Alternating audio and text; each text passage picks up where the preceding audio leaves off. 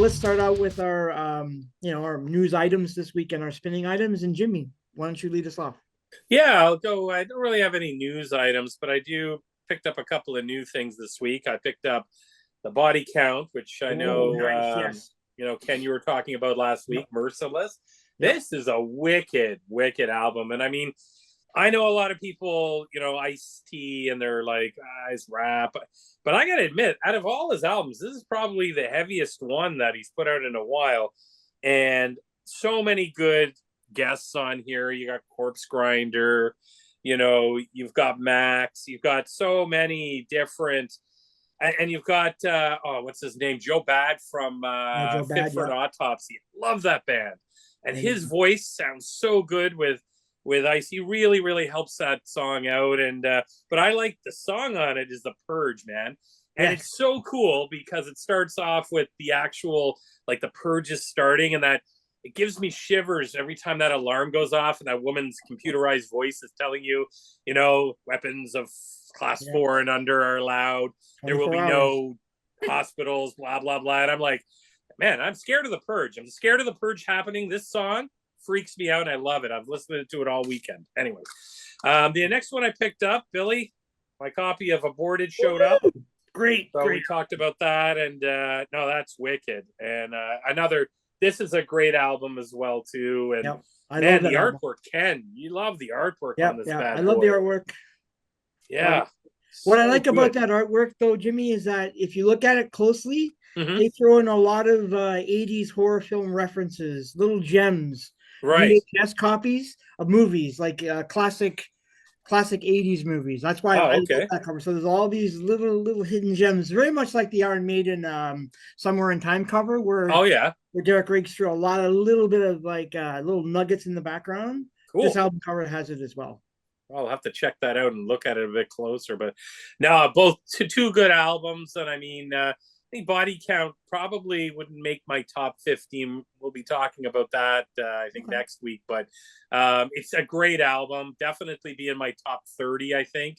But it's just, and I know a lot of people, hey, it's got that sort of mix of a bit of rap in it, but I find this one's definitely a lot more metal, and I really, really like that. I think Ice T's he's got that distinctive voice, but when he teams up with like a death metal singer, oh man, you get kind of the regular, maybe slower, I don't know how to say it, definitely cleaner, more harsh vocals with him, but then you've got the death metal vocals really, really break the song up and really accentuate the album better. I really like it. This is my favorite one out of their albums for quite a long time. Juan Garcia on guitar from Evil Yeah. Dead with And Ernie Ernie C. C. I mean, Ernie Yeah, C. played for yeah, Black Sabbath, like produced the Black Sabbath album. So like, yeah. and has played with everybody. And and there's the cover on it there for Comfortably Numb. Not really my favorite, but after seeing interviews with Ernie C on it and the fact that, David Gilmour allowed them to do it Play with an him playing on it, he yeah, wants yeah, to yeah. play it. I think that's really cool. I mean, you gotta give them props, man. Yeah, That's legendary. That's legendary absolutely. status. Yeah. It's And cool. I guess for fans of Body Count, they're actually performing, which is pretty wild, on Jimmy Fallon. Yes. Yeah, you This were will come saying, out Friday, but they're performing Wednesday night, so okay. people can go back and look at the clip. Oh yeah. Yeah, Yeah. I'll definitely be doing that. Cool. Yeah. That's That what it I for you, got, Jimmy? guys. Okay, perfect. And Billy, how about you? Nothing. Nothing. You're all done, Jim? Yeah, I'll finish it. Yeah, Okay, finish, cool. finish. Yeah, just a couple items on the news front, because this has been in my head. Like I've seen Overkill just recently opening for King Diamond, and unfortunately, Dee Dee Vernies hasn't been there. Yeah. And I posted some clips on my Instagram channel, and everyone was like, "Where's Dee Dee?"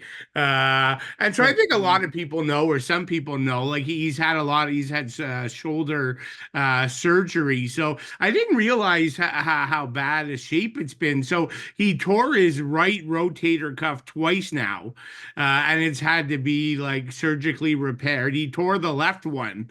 And so he's just really struggling. Like he could do a show, he could do two shows, but it's like when it's night after night after night, like Hmm. it's really tough on him. So they they've been using like an old creator bassist.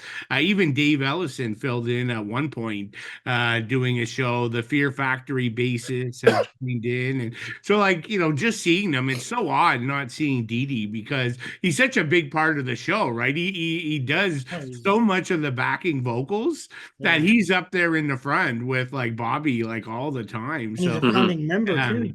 yeah. Yeah, good point. Yeah, exactly. So yeah, I mean, I just hope he's going to be able to recover and be back full time again. Because honestly, Overkill is not quite Overkill without him. No. They need him. I agree. Yeah, yeah. I mean, he can still write the songs, right? He plays a part in songwriting, but you want to see him up there on stage. Yeah. Absolutely. Another quick item. So I'm sure this guy will come up at some point to some degree. Marty Freeman, his new book is out, his autobiography. It came out. So anyone who's into him, check that out. Actually, I don't even remember that. Something Japanese is the title of his autobiography, Wasn't but it it's on. something like Turning Japanese or something? Yeah, turning Japanese, maybe. Yeah, or something. Playing the Or actual that's a song, I think. Yeah. Yeah, but something like that. But it's on Amazon, so if you're a fan, you might want to check that out. And then just really quick, me being a festival guy, I find this stuff interesting. I always like to see the U.S. succeed for festivals because it's such a big European thing that we need more of it here. But the Las Vegas festival, Sick New World, that we heard recently that they canceled the festival. And so, they had two pretty big headliners, Metallica, and a band that's not my favorite, Linkin Park. But like from what I read, they gave them each like $5 million. So, and again, crazy that Linkin Park would get the same money as Metallica. But anyway, that's but yeah, it sounds like ticket sales weren't enough to cover those fees. So this would have been the third one. So this isn't their first time doing this. And they had a lot of good bands. I didn't realize like they had Testament, like Jimmy, you like Acid Bath. Love They Acid were Bath. performing here. Ministry, Gojira, Cannibal Cool. Corpse, That's a great lineup. Exodus, Mayhem, Arch Enemy. Like, it was a massive metal fest. So yeah, too bad, but yeah, that's what happens, unfortunately, if there's not enough. Billy, it's Dreaming Japanese. Oh, is it Dreaming? Dreaming Dreaming, Japanese. Okay. Turning Japanese, I think is lyrics. That's a song by the Vapors. Song. Turning Japanese. Band. Yeah, exactly. Devo, wasn't that a Devo song? No, the Vapors. Who is it? Vapors. Okay, yeah. Oh, okay. It's so catchy. I know that song. Yeah. So what was I spinning just before we were joined together for the podcast? One of my albums I love. So Manila Road, Crystal Logic, going way back to 1983. So this is actually, I mean, they have like 17 or 18 albums. Yeah. This is my favorite of them all. So if this is kind of like quirky heavy metal. The band has gone through different eras. The earliest ones are more prog. They got much heavier and thrashier. But sadly, the singer, guitarist, and pretty much songwriter of almost everything passed away in what was that, in 2018. It was actually in Germany. He had just done the Headbangers Open Air Festival, and then he had a heart attack after the festival, and unfortunately died in the German hospital. And he was set to play Wacken like a few days later, and we were all there, and showing. They obviously couldn't change the set list. The set times at Wacken so people were looking for the band, but we had heard that he had died, unfortunately, days earlier. So, but yeah. But really good band, right? I think a band that deserves a lot more attention. They did get a lot more attention probably later in life, their last couple albums. But if you don't know these guys and you're a metal fan, and he's got a distinct voice, right? Mark Shelton's not like the typical singer, but it's really good stuff. So highly recommend it. Cool. That's it for me. All right, perfect. Okay, so the big news, I guess. Somewhat news, the big chatter about the upcoming Meshuggah, Cannibal Corpse, and Carcass tour, which is announced. Carcass. Yeah, Carcass. Yeah. 2025, it kicks off in March 28th in Quebec, which is cool. So they're actually starting with Canadian dates first, which I find kind of interesting. And then they go to Quebec. They come here to Toronto on the 29th. And I think they do, I think Detroit's on the 30th, as far as I know. And then the rest of it's all American dates. And they end in April 24th in New York City. So it'll be interesting. I know some people like the lineup, some people don't like Meshuggah. So I get that. It's kind of an odd pairing of like two death metal, two Yeah. death metal legends. And then you get Meshuggah, which I don't know. They're not necessarily death. I don't even know what you call them, to be honest. Like death, thrash, noise. I don't even know. Yeah, I How don't do know, you define modern them? metal with Deathcore. some prog in Deathcore, there. yeah. How would you define those? I don't Yeah. even know how to define them. Are they headlining? Yes, Yeah. Are they it's their that show. big? I would assume they are. I'm not that keen on them, but I would like, is there a Halifax date in there? No, unfortunately, Jimmy, What do you think, Jim? two dates. It's so weird. It's not even like a date in BC. It's strictly Quebec, Toronto, and then they move off to the States. Yeah. And Damn it. Toronto is unfortunately in that venue that's incredibly inconvenient. Yeah, Yeah. the one you mentioned before, Billy, when Where you saw King King Diamond played, Diamond. yeah. Is that so? Is that like far? Because I don't even know where the hell that is. So That's out that's of the like, city. huh? That's like kind of out of the core. Yeah, it's kind of like Mississauga, like Yeah. I guess far out. Like I Okay. actually went there by public transit, like the subway and the bus. It took me a Wow. walk. Like it took me like almost 90 minutes to get there. Ooh. Oh wow. Why And I didn't you just take an it's in a Uber? giant casino hotel, right? So Right. I just stayed in the hotel that night and Oh, you came stayed the overnight, next right? day, right? Okay. But the venue's awesome, right? It's really cool. So it's I'd just like to go to to the play. show, but I'm not a Meshuggah fan either. But Yeah, me neither. Yeah. Oh, you got to see Carcass though. yeah, I'd like to see Carcass. Yeah, Yeah, for and sure, and and Cannibal Corpse. I'd love to see Cannibal Corpse. But Meshuggah's, I like a couple of their albums, but I wouldn't call myself a huge fan. But Yeah, I find all the bands of that style are all like coming back, right? Like yeah, the whole European festival tour this year are all bands Yes. like that. Like it's crazy. I don't know. There must be demand for it. I would assume so. Yeah, have to be. Yeah.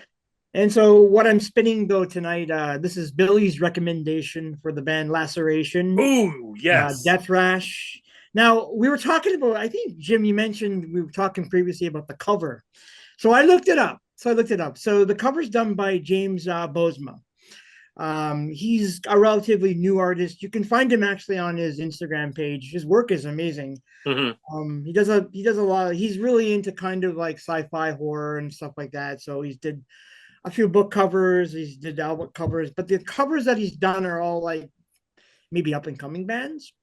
So he did this one for a band called Insatiable Thirst. That cover, look that up. Like go to his Instagram page, check out the guy's work. That cover, I saw that and I was like, holy cow, what a cover.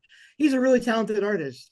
But putting the art aside, the album is fantastic. It's Death Thrash. It's strong. It's short. It's not like a long album. I do agree, Billy, that I think Billy, you were saying you found it a little bit on the standard side, but still fairly entertaining. Yeah, yeah. Like they're not reinventing the wheel by any Right. means. But Is it that one? Oh shit. Sorry. Let's again. Insatiable Thirst album Yes. cover. Yeah. Yeah, that's pretty cool. That's the one. Oh Yeah. Woo! That's cool. That's a wild cover. I saw that and I was like, wow. But I like the cover here for Laceration too. I think that's a really good cover. But I ordered it. It'll be here Saturday. you ordered it? Nice. Yeah, I can't wait, man. That Good although man. we're saying it's Fantastic. standardized, I still think it's a great album. Like Oh yeah. it's rated. Yeah, no, I wasn't saying that you didn't think it was. Yeah. You know, I mean, when you mentioned that, I gave it a spin and I liked it too. Yeah. I don't know if it would make my top 15, but I do like it. I do. Now I cut mine off no more because I was changing it too much. Yeah, you got to just kind of go with it. Yeah. But I mean, it's a that. wicked album. It's a strong album. If that would have came out like before June, it probably like, and I listened to it that much. I mean, I've listened to it probably 20 times since Billy brought it up, and it's worth buying, and I want to have it in my collection. Yeah, it's great. I'm the same. I've heard it a bunch of times, and I dig it too. So. Cool.